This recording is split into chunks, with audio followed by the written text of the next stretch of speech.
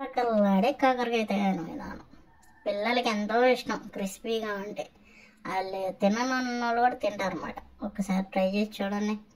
కాకరకాయలు తీసుకొని ఆ చివర ఈ చివర కట్ చేసి సన్నగా ముక్కలు తరిగేసుకొని దాన్ని శుభ్రంగా కడిగేసుకొని పక్కన పెట్టేసుకొని తర్వాత ఒక కళాయి తీసుకొని ఆ కళాయిలో ఒక 400 నూనె వేసేసి కాగిన తర్వాత ఈ ముక్కలు కడిగిన ముక్కలు తీసుకొని ఏం చేసుకోవడం, ముక్కలు నూనెలో వేసుకొని ఒక పావు గంట మీడియం సైజులో పెట్టుకొని ఒక 10 నిమిషాలు పావు గంట మళ్ళీ కొంచెం హైలో పెట్టుకుంటే ఇలా గోల్డెన్ కలర్లో వస్తాయి. వచ్చిన తర్వాత వేయించిన పల్లీలు తీసుకొని ఒక కప్పు తర్వాత మిక్సీ జార్లో వేసేసుకొని దాంట్లో కొంచెం కొబ్బరి ముక్కలు, శనగపప్పు, తర్వాత చున్నులపై వేసేసి మిక్సీ పెట్టాలి.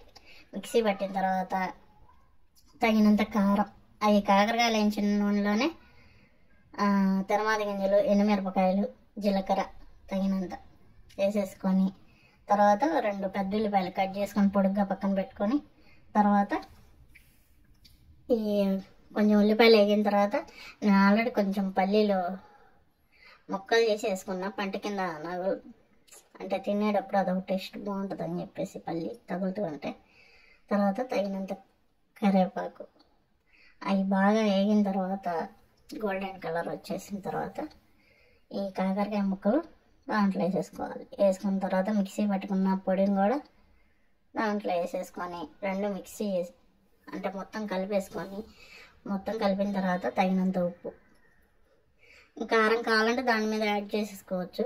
తగినంత కావాలంటే నాకు అన్నీ సరిపోయినాయి.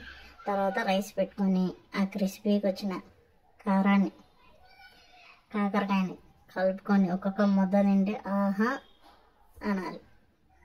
లైక్ చేయండి, షేర్ చేయండి, కామెంట్ చేయండి.